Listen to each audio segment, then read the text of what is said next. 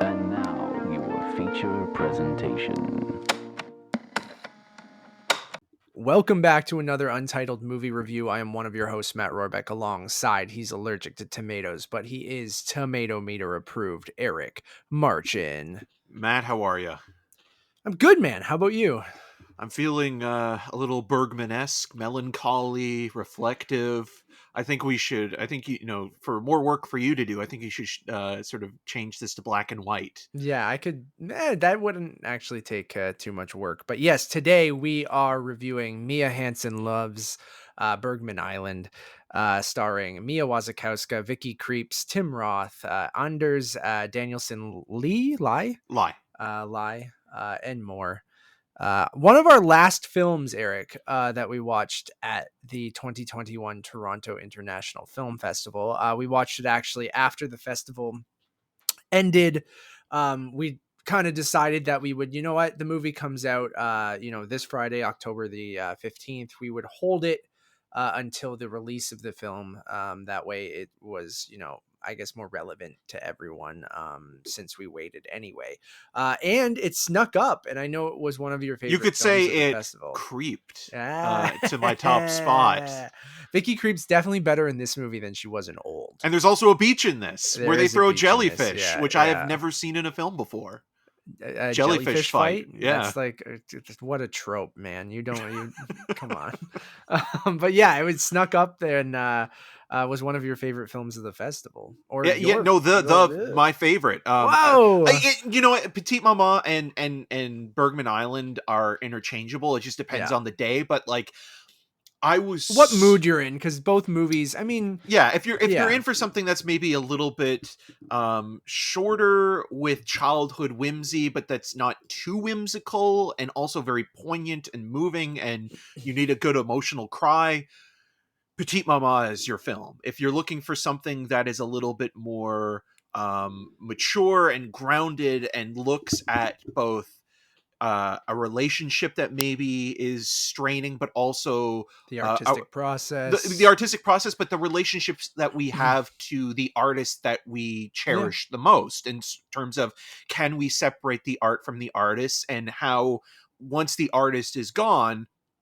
what their legacy is and how that kind of changes over the decades. And Mia Hansen-Løve, for people that don't know maybe her films or are coming to this movie, having not seen Eden or any of her other previous films, is very much a filmmaker who could easily be sort of boxed in as a walking, talking director, in maybe a similar sort of sense to someone like Richard Linklater, where a lot of her movies are about characters having conversations about sort of little sort of moments and mundane kind of things, but also really important sort of overall aspects that could really affect their life moving forward. With Bergman Island, you have two pairs of couples, and each one of them is kind of dealing with their own artistic process, but also the relationships in which they have, and sort of the main sort of focus is on two filmmakers played by Vicky Krieps and Tim Roth, who go to Faroe Island, which is known as Bergman Island, the island where titular Bergman Island. Yes, Ingmar Bergman worked and wrote and basically shot many of his iconic films, and it's now become this tourist attraction. Weirdly, I was thinking in my head while watching this is almost like the art house version of Jurassic Park, in a weird way, where it's like you have, these people coming to the island to see, these iconic locations, and, spend some time in a rep theater and eat a lamb burger on sort of almost like a safari-esque kind of bus they do ride. Go on a safari. But essentially what this couple is doing is that they're both huge fans of this director's work, but at the same time they're also trying to, you know, find inspiration for their next projects. You see that Tim Roth is, you know, a character that's very much sort of in demand, and he's you know, there visiting a film festival, right? Like yeah, and he's also in the process of putting together his next film, which I think is in pre-production, because when they're sort of going on the ferry and he's having a conversation with, I guess, one of the producers, he's saying like, okay, if we keep moving this, we're going to lose, you know, the main cast and stuff like that. So he's kind of overshadowing her career, Vicky Krieps' character, who seems to be more kind of an up and coming art house director. And you know, there is a meta kind of quality even to that, because Mia Hansen-Løve used to be the partner of Olivier Assayas, and you can see sort of echoes of that relationship there, and sort of it kind of being a little bit or semi-autobiographical, even though, you know, it's not necessarily her relationship, but you can sort of look into that. Over the course of the film, we see that, you know, this movie again is looking at how, you know, our relationship is towards, you know, a filmmaker, but also the people closest in our lives, and how maybe, you know, if two people are competing against one another, or are they trying to create this sort of competition within themselves. And it's also just about kind of figuring out like what you want to do and what you want to do next in life, you know. And Vicky Krieps, which I can connect with deeply, for sure. yeah, and her character, what I love the most about her is she's trying to figure out what she wants to do next, whether it's another film, whether it's just to sort of take some time to do some writing, just to be inspired. And when she comes up with this idea that she sort of talks to or workshops with Tim Roth, you have this interesting dichotomy, because they're both filmmakers and their perspectives are very different in terms of their sensibilities. Like we see a scene,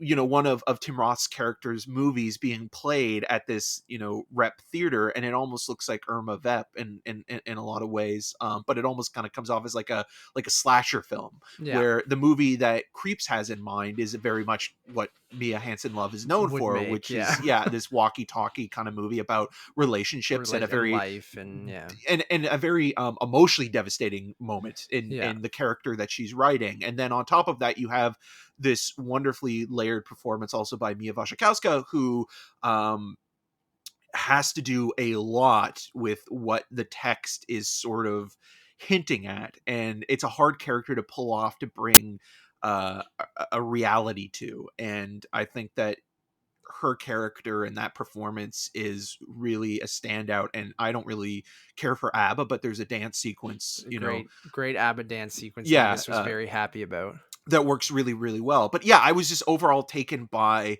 the performances, the naturalistic quality of hanging out, but also again what it has to say about art house fandom. I think we've talked a lot about couple scenes there, Marvel movies and Marvel fandom, and just maybe comic book but I think Mia Hansen-Løve is saying that that kind of fandom isn't just for superhero movies. Exactly. And we're there's a scene where you have two characters talking about the Bergman shame or shame, and like whether it was released in Europe with the in the title or internationally elsewhere with just being called Shame. And that conversation is as obnoxious or as sort of minute in detail as any conversation, you know, art house critics and people would be dismissing those who are talking about Marvel movies in the same way. And that's what I've always said. And that's what I mean. It's like, it's anytime. I love that sequence, and I feel like it is really funny. And also just like you said, totally kind of not kind of poking fun at being like, you guys are taking this stuff a bit too seriously. And, but you know, and that's also, you know, juxtaposed with this movie is really truly a love letter to Bergman too, where it is like, I think unpretentious, but still, doing what those two guys are doing, but in a much more kind of subtle way. I don't know, but like, I really love the movie too. And, I love the meta nature of it. And I know we don't want to go in like, you know, detail of what the movie's about, because I think that's one of the most, you know, pleasant surprises of the movie. Go in blind or go in as, as unseen as you can from the trailers and stuff like that, where I feel like you should be pleasantly surprised about the narrative structure of the movie. The less you know, the better. Yeah. And I kind of really love Mia Hansen-Løve's last couple of movies. Like, I'm not super familiar with her entire filmography, but I did see Things to Come in Croatia at an outdoor film festival, and it was like one of the coolest experiences I've ever had. Like, and a great traveling, performance where, by Isabelle Huppert. yeah, and like Nevis and I went to this outdoor film festival in Split called the Split Mediterranean Film Festival, and it was this beautiful outdoor screen, and there's a bar you could get beers for like $1, and like I just was crushing beers watching a Mia Hansen-Løve movie, and just like absolutely hammered by the end of it. And it's not a movie you would want to like be hammered for, but like just really enjoyed that experience. And then afterwards they had like they turned it into the after party right in the same location, so the screen's in the background, but they just had like music playing, and it was magical. And it was like, oh, I really like this movie that's just Isabelle Huppert wandering around talking. It's just very like kind of, but it's also like, her character in that is also going through a very significant change, having basically her husband left her, and she's basically having to start over again and reinvent herself and sort of live for her. But like just the vibe of both that movie and this movie, like I just really kind of landed with me. And I like that just like subtext is everything, I feel like, with her, at least in this movie as well, where there's like some great sequences where she never spoon feeds the audience, where you kind of just especially in the epilogue of the movie, but like I just feel like her storytelling, the way she just lets her characters play out scenes, and she's not really kind of giving you all the information, but she is giving you all the information, just based on how people interact and the subtle kind of nuances in, like you said, the performances from Mia Wasikowska or Vicky Krieps throughout the whole movie. Like, I feel like there are little things here and there where it's not telling you what's happening, but if you're paying attention to how the characters are acting, you can kind of put together of how, what things transpired or how they're feeling and different things like that. And I just thought it was a wonderful little movie, and it's been a few weeks since we've watched it, but it's kind of stuck with me. And I'll let you go off because I know you just really, really love it. So yeah, I again, like, I think it's all about how art imitates life, but at the same time, how we value an artist's life and their past work. In Things to Come, we see a sequence where Isabelle Huppert is also watching a movie, and the movie that she's watching in that film is a Certified Copy with Juliette Binoche. So Mia Hansen-Løve is a movie lover through and through. Yeah. And to see someone tackle such an iconic filmmaker like Bergman, who has influenced so many filmmakers, and I mean, most notably, the most problematic one, but the one that he would always bring him up in terms of an influence, was Woody Allen. Yeah. But it's interesting as well, looking at Bergman's resume, and how in the film, like, the movie that everybody knows the best is The Seventh Seal. And with that, it's funny how quickly that movie is dismissed by Tim Roth's character. And it's like, oh, I don't even like that movie, and it's like, that's the one that's the most popular one. So you could even look at that and sort of like, oh, it's too mainstream for my liking. Like I like the deep cuts, and so, like, that's interesting. And then, like, when they first go to sort of his cottage, or his kind of his getaway home, Bergman's home that they're renting, Krieps and Roth's character, the sort of the landlord, or the person that's kind of there introducing it, mentions that that they are really prominent, and Swedish people are really prominent in recycling, and they make a joke that Swedes take the recycling seriously. And it's kind of funny in a meta way as well, because they're recycling all of Ingmar Bergman's movies and legacy, and just every aspect of him is being reused to profit off of, or it's just so fascinating with how detailed it is and how specific it is, but also how subtle. Is this a real place too? Yeah, or like, yeah. And then is it actually like this? Like, I'm assuming she maybe traveled there and Yeah. saw this island, and then that's what the meta nature of the movie. And I can't say the thing that I want because I don't want to give some away, but there's like blank is doing blank, doing blank, doing blank. It's like 3 layers of the same thing. And I think it's just really like there's that real life nature to the main characters, to another set of characters, to another set. And it's just, it's really, really cool.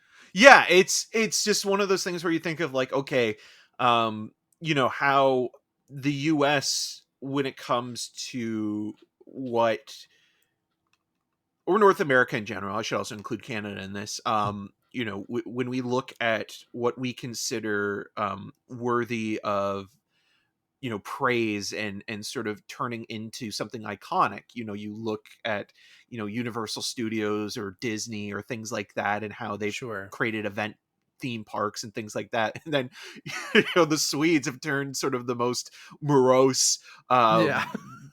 dark Yeah. filmmaker into this sort of Tourist. popularized tourist Yeah. attraction. And so like even that is just kind of interesting in terms of how European culture versus American culture sort of idolizes different things in terms of like what we see in film and television, and then what we sort of then take from that. Because when you think of like US filmmakers, we don't really have a theme park for deceased directors. Sure. There's I mean, hopefully there's still many years left, but like someone like Martin Scorsese or Quentin Tarantino or things like that, where you wonder, it's like, Yeah. okay, well, will these guys have their own sort of tourist attraction where they grew up? Like, I mean, obviously New York's New York, and you're not probably going to be able to do something with that, but like small towns where famous filmmakers or writers or anybody that kind of makes an impact, how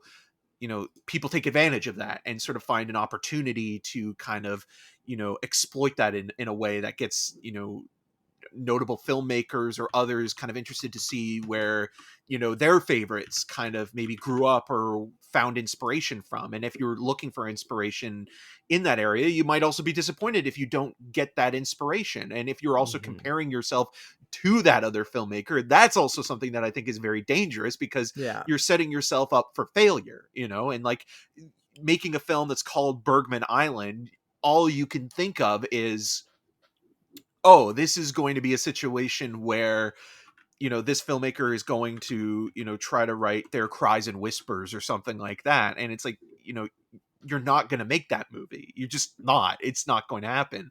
So there's a lot going on in this script and in the performances and in sort of where Mia Hansen-Løve is right now. And thinking about like, this movie's been in the works for a little bit now, and at one point Greta Gerwig was supposed to be the lead, and she had worked with Mia Hansen-Løve. She had a small supporting role in Eden, which is about sort of the electronic music scene in France in the late 1980s into the 90s. And sort of the joke was like, Daft Punk could never get into a club because nobody was able to recognize them, and so they just Yeah. were always like left outside. And then Goodbye My First Love is a movie that kind of is about first love, but also from the which actually would be very close to, or be a great double bill with Petite Maman in an interesting way. So yeah, I just found this movie not only thoroughly enjoyable in sort of spending time with the characters, having conversations about art house films and sort of fandom in general, whether it be filmic or sort of mainstream, but just how confident and stylish the movie is as well. Like, this film is something that it knows what it's doing, and the director has a complete grasp on the material, and she makes it look so easy. And I think that could be a criticism thrown against her, that all this is just two people walking and talking in a beautiful location. But I think there is more to that than people give her credit, or other filmmakers that do the same thing. I think that, like, just because it's two people walking and talking, you have to think like the beats have been worked out so precisely, the conversations have been rehearsed, but at the same time they have to feel organic. The Yeah. way that the films are directed, the editing of it has to be timed perfectly in terms of how, certain statements are made, or how, a conversation overall sort of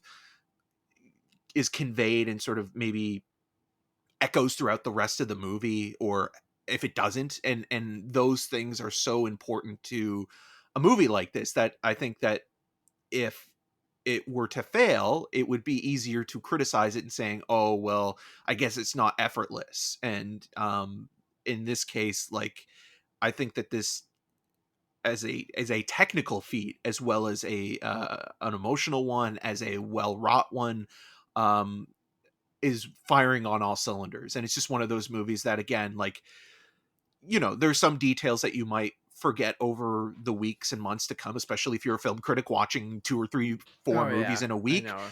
But the essence of what this movie is stays with you. And again, I just love the idea that this director isn't afraid to kind of poke fun at cinephilia and Yeah, no, I fandom. love that. Yeah. No, and its subtlety, it can work against it for those reasons that you're saying, like where it can kind of go under the radar, or, it might be not necessarily forgotten, but underseen because of that, because, I think it's doing all of those things that you say. But because it's so effortless, it's almost, because it's not flashy at all, No. it's hard for it to stand out, I think. And I don't think that's a criticism at all. Like, I think the movie is wonderful, and I agree with everything that you're saying. It's just, it is not a flashy movie, and it is feels completely effortless, which means it kind of just, I don't think that there's one thing where you're like, oh, we're saying we don't want to spoil a certain plot point, but I do think that is, in the trailer, I watched it before this, they kind of do allude to what that is. But that is a stylish thing. But again, to Eric's point, it just kind of feels like it effortlessly like weaves into the narrative, and it is stylish, but it's just the subtlety in her filmmaking, and just the effortlessness. I think you put it perfectly, Eric, is I think what's why I've really loved her last couple of movies. So yeah, I really like it. I'm gonna give it a 4 out of 5. I think it creeped in there, like Eric mentioned. To, I think, some of my one of my favorite movies of the festival. I don't know if I love it as much as Eric does, but I do think it is a very good movie that you should. You said it's going to be on demand too, right? Yeah, so on in it's an IFC release in North America, and in Canada it is as well. And I believe that it'll be available on the TIFF Bell Lightbox Right, you can rent it there. platform Yeah. starting this Friday, and it might be on iTunes as well, but It I don't know if there's an probably maybe on exclusive Tuesday window or something. Yeah. Yeah, we'll see. And sorry, your rating, Eric? Oh, 4.5 out of 5. I really Fantastic. did like the movie quite a bit. And if you can see it in the theater and you want to see it in the theater, do so. If you can watch it at home, It'll so. still play well at home. Yes, Yeah. it's just a really wonderful movie to support. And again, like, I think it's great for people maybe that aren't familiar with Bergman's work in terms of just like as a jumping in point, but also for people that do know it, maybe they'll find it obnoxious because they're Bergman aficionados and feel that like, oh, they already know all this stuff and they're being condescended to. I don't think that's the I don't problem think there. so. I think it's works making for a both. point. Yeah. I think it's making a point in terms of how we treat someone Sure. like Ingmar Bergman as Yeah. a filmmaker, because yes, he was a great filmmaker. There is the Criterion box set, which, if you haven't picked that up and you want to kind of dive into his work, it's the quintessential collection. But at the same time, he was still a human being, and that also points out some things in the film that I think are really interesting in terms of him being married multiple times, how cruel he was to his family, and then how some sort of historians and film lovers sort of justify that by saying he was a great artistic voice. But this is also, we made the joke at the top, this is the best Vicky Krieps at a beach movie in 2021. 2021. Absolutely agree on that one. Thank you all for listening. We have a couple other recent reviews that you guys can check out. We just reviewed The Last Duel, Sir Ridley Scott's The Last Duel, so you guys can check out that review. We will have a review for Halloween Kills out this week as well. So we're back into the kind of groove of things. I'm in the process of moving, so episodes might drop on weird times or they might be slightly delayed, so I apologize on all that. It's next Friday. Like I said moving. before, don't apologize, man. I know. Moving next Friday, so the next couple weeks will be a little stressful, but we're still going to try to get this stuff out for you guys. New episode of the Untitled Movie Podcast you guys can check out on podcast feeds everywhere. Just search Untitled Movie Podcast, or on YouTube. If you're already watching, you're in the right spot. Hit that notification bell, subscribe, share it with your friends, all that jazz. Thumbs up. We'd appreciate it. Tell your mom. My mom said she watched 5 hours of us yesterday on YouTube as she prepped for Thanksgiving. So I feel like I need to we need to send her like money or something. I think she just like even movies she hasn't seen. She just like it's cute. I really appreciate it. Thank you so much. We really do appreciate it. That's all our views are coming from. And we're sorry that you had to listen to us. As always, my name's Matt Rohrbeck. You can find more of my work around the internet, but mostly at untitledmoviepodcast.com, and you can follow me on all those social medias at Matt Rohrbeck. And I'm Eric Marchin. You can find more of my video reviews at rogerstv.com/cinemascene and on the social medias at EM6211. Until next time, the winner takes it all.